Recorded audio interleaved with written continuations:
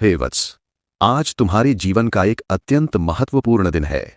जिस प्रकार श्री राम और उनके भ्राता लक्ष्मण महर्षि वशिष्ठ के चरणों में बैठकर ज्ञान प्राप्त करते थे, जिस प्रकार पांडव और कौरव द्रोणाचार्य की शरण में आकर विद्या सीखते थे, उसी प्रकार आज तुम भी इस गुरुकुल में प्रवेश कर रहे हो। ये स्थान केवल एक विद्यालय नहीं है, ये एक तपोवन है जहां ज्ञान की साधना होती है, जहां मन, शरीर और आत्मा को संयमित किया जाता है। राजमहल के वैभव को त्याग कर, कोमल शैया को छोड़कर तुम यहाँ कुश की चटाई पर बैठोगे, वृक्षों की छाया में विश्राम करोगे और गुरु की सेवा में अपना जीवन समर्पित करोगे। इस गुरुकुल में प्रवेश करते ही तुम्हें यह समझना होगा कि अब तुम कोई राजकुमार नहीं हो, वरन एक शिष्य हो। यहाँ राजपुत्र और ब्राह्मण पुत्र, धनी और निर्धन सभी समान हैं। जिस प्रकार एकलव्य ने द्रोणाचार्य की मूर्ति के समक्ष साधना की थी, जिस प्रकार कर्ण ने परशुराम से विद्या पाने के लिए अपनी पहचान तक छुपा ली थी, उसी प्रकार तुम्हें भी अपने अहंकार का त्याग करना होगा। गुरु के चरणों में बैठना, उनकी सेवा करना, उनके आदेशों का पालन करना, यही तुम्हारा प्रथम पाठ है। विद्या प्राप्ति से पूर्व विनय प्राप्ति आवश्यक है, क्योंकि विद्या विनयशील को ही प्राप्त होती है। प्रातःकाल ब्रह्म मुहूर्त में, जब संसार सोया होता है, जब पक्षी भी अपने घोंसलों में होते हैं, तब तुम्हें जागना होगा। ये वो समय है जब देवता भी जागते हैं, जब प्रकृति अपने शुद्धतम रूप में होती है। स्नान करके, शुद्ध वस्त्र धारण करके तुम्हें गुरु के आश्रम में जाना होगा। वहां सर्वप्रथम तुम अग्निहोत्र में सहायता करोगे। मंत्रोच्चारण करते हुए अग्नि में आहुति डालोगे। ये केवल एक क्रिया नहीं है, ये एक साधना है जो तुम्हारे मन को शुद्ध करती है, तुम्हारे विचारों को दिव्यता प्रदान करती है। अग्नि साक्षी है हमारे संकल्प की, हमारी तपस्या की। स्नान के पश्चात संध्या वंदन अत्यंत आवश्यक है। गायत्री मंत्र का जप करते हुए, सूर्य को अर्घ्य देते हुए तुम अपने भीतर के अज्ञान के अंधकार को दूर करोगे।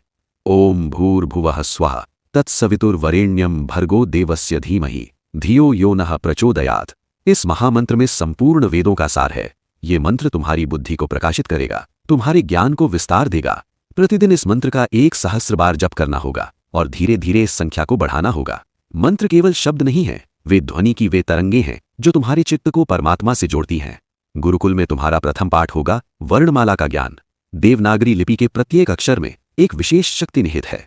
अ से ह तक प्रत्येक वर्ण एक ध्वनि है, एक कंपन है जो ब्रह्मांड में गूंजता है। भोजपत्र पर लिखने की कला सीखोगे, जहां प्रत्येक अक्षर को सावधानीपूर्वक, सुंदरता के साथ लिखना होगा।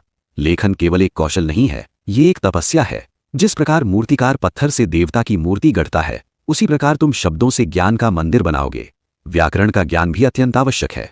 पाणिनि के अष्टाध्यायी का अध्ययन करोगे, जहां संस्कृत भाषा के सूक्ष्मतम नियम समझाए गए हैं। वेदों का अध्ययन गुरुकुल शिक्षा का केंद्र है। ऋग्वेद, यजुर्वेद, सामवेद और अथर्ववेद, ये चारों वेद ज्ञान के अनंत भंडार हैं।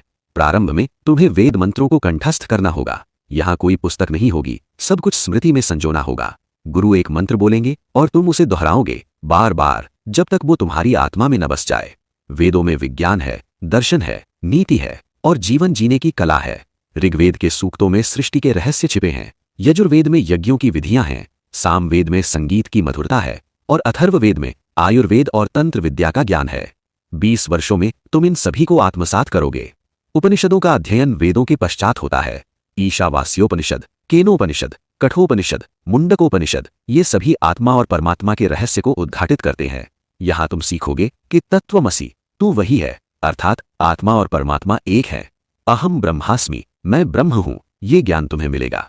गुरु तुम्हें ध्यान की साधना सिखाएंगे, जहां तुम अपने भीतर की यात्रा करोगे, अपने मन के विचारों को शांत करोगे और परम सत्य का साक्षात्कार करोगे। ये ज्ञान पुस्तकों में नहीं मिलता, ये केवल अनुभव से आता है, गुरु की कृपा से आता है। न्याय शास्त्र में तुम तर्क और विवेक सीखोगे। महर्षि गौतम द्वारा रचित न्याय सूत्र तुम्हें सत्य और असत्य में भेद करना सिखाएंगे। प्रत्येक तर्क को परखना, प्रत्येक कथन को जांचना, बिना प्रमाण के कुछ भी स्वीकार न करना, ये न्याय की शिक्षा है। वैशेषिक दर्शन में तुम द्रव्य, गुण, कर्म, सामान्य, विशेष और समवाय का ज्ञान प्राप्त करोगे। संख्या दर्शन में प्रकृति और पुरुष के सिद्धांत को समझोगे। योग दर्शन में पातंजलि के योग सूत्रों का अध्ययन करोगे, जहां यम, नियम, आसन, प्राणायाम, प्रत्याहार, धारणा, ध्यान और समाधि, ये अष्टांग योग सिखाए जाएंगे। मीमांसा और वेदांत दर्शन उच्च स्तर की शिक्षा है। पूर्व मीमांसा में जैमिनी के सूत्र हैं जो वैदिक कर्मकांड की व्याख्या करते हैं। उत्तर मीमांसा अर्थात वेदांत में बादरायण के ब्रह्म सूत्र हैं, जिन पर शंकराचार्य, रामानुजाचार्य और मध्वाचार्य जैसे महान आचार्यों ने भाष्य लिखे हैं। तुम्हें इन सभी दृष्टिकोणों का अध्ययन करना होगा। अद्वैत, विशिष्टाद्वैत और द्वैत, और फिर स्वयं निर्णय लेना होगा कि तुम्हारी आत्मा किस मार्ग को स्वीकार करती है। दर्शन केवल बौद्धिक व्यायाम नहीं है, ये जीवन जीने का एक मार्ग है।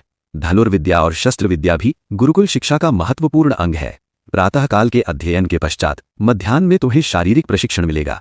धनुष, बाण, गदा, खड्ग सभी अस्त्रों और शस्त्रों में पारंगत होना होगा।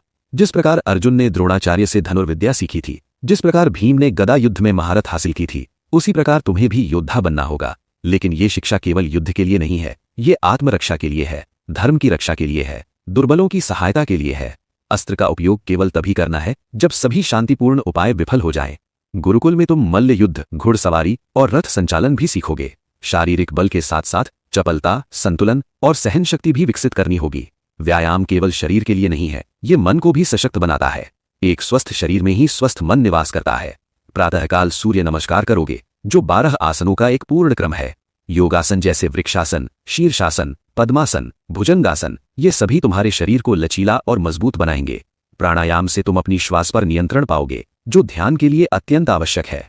आयुर्वेद का ज्ञान भी अत्यंत महत्वपूर्ण है। चरक संहिता और सुश्रुत संहिता का अध्ययन करोगे, जहां रोगों की पहचान, उनके कारण और उपचार बताए गए हैं। वात, पित्त और कफ ये 3 दोष हैं जिनका संतुलन स्वास्थ्य है। विभिन्न औषधीय वनस्पतियों की पहचान करना सीखोगे, उन्हें एकत्र करना, उनसे औषधि बनाना सीखोगे। अश्वत्थ, तुलसी, नीम, हरिद्रा ये सभी महान औषधियां हैं। शल्य चिकित्सा भी सीखोगे, जहां तुम घावों का उपचार करना, अस्थि भंग को जोड़ना और यहां तक कि शल्य क्रिया भी करना सीखोगे। एक क्षत्रिय को न केवल युद्ध की कला आनी चाहिए, बल्कि जीवन बचाने की कला भी आनी चाहिए। ज्योतिष शास्त्र में तुम ग्रहों, नक्षत्रों और उनके प्रभाव का अध्ययन करोगे। सूर्य, चंद्र, मंगल, बुध, गुरु, शुक्र, शनि, राहु और केतु ये 9 ग्रह हैं जो मानव जीवन को प्रभावित करते हैं। राशि चक्र के 12 राशियों को समझोगे, 27 नक्षत्रों का ज्ञान प्राप्त करोगे। जन्म कुंडली बनाना, ग्रहों की स्थिति से भविष्य की भविष्यवाणी करना, शुभ मुहूर्त निकालना, ये सभी ज्योतिष की कलाएं हैं। लेकिन ये भी समझना होगा कि मनुष्य केवल भाग्य का दास नहीं है, उसके कर्म भी उसके भविष्य को निर्धारित करते हैं। जैसा बोओगे वैसा काटोगे, ये कर्म का सिद्धांत है। गणित शास्त्र में तुम आर्यभट्ट, ब्रह्मगुप्त और भास्कराचार्य के ग्रंथों का अध्ययन करोगे। अंक गणित, बीज गणित, ज्यामिति सभी विषयों में पारंगत होना होगा। शून्य की संकल्पना, जो भारत की देन है, उसकी महत्ता को समझोगे। पाई का मान, वर्गमूल, घनमूल, समीकरण ये सभी गणित के अंग हैं। खगोल विज्ञान में सूर्य, चंद्र और पृथ्वी की गति को समझोगे। चंद्र ग्रहण और सूर्य ग्रहण की गणना करना सीखोगे। गणित केवल संख्याओं का खेल नहीं है, ये ब्रह्मांड की भाषा है। ये वो साधन है जिससे हम प्रकृति के रहस्यों को समझ सकते हैं। अर्थशास्त्र और राजनीति में तुम कौटिल्य के अर्थशास्त्र का गहन अध्ययन करोगे। राज्य का संचालन कैसे करें, प्रजा का पालन कैसे करें, मंत्रियों का चयन कैसे करें, शत्रुओं से कैसे निपटें, ये सभी विषय अर्थशास्त्र में हैं। षड्गुण्य नीति, संधि, विग्रह, यान, आसन, द्वैधी भाव और संश्रय ये राजनीति के 6 उपाय हैं। कूटनीति का ज्ञान भी आवश्यक है, जहां तुम्हें ये सीखना होगा कि कब युद्ध करना है और कब संधि। एक राजा को न्यायप्रिय, दयालु, साहसी और बुद्धिमान होना चाहिए। प्रजा का हित ही राजा का परम धर्म है। धर्मशास्त्र में तुम मनुस्मृति, याज्ञवल्क्य स्मृति और पराशर स्मृति का अध्ययन करोगे। धर्म क्या है? धर्म वो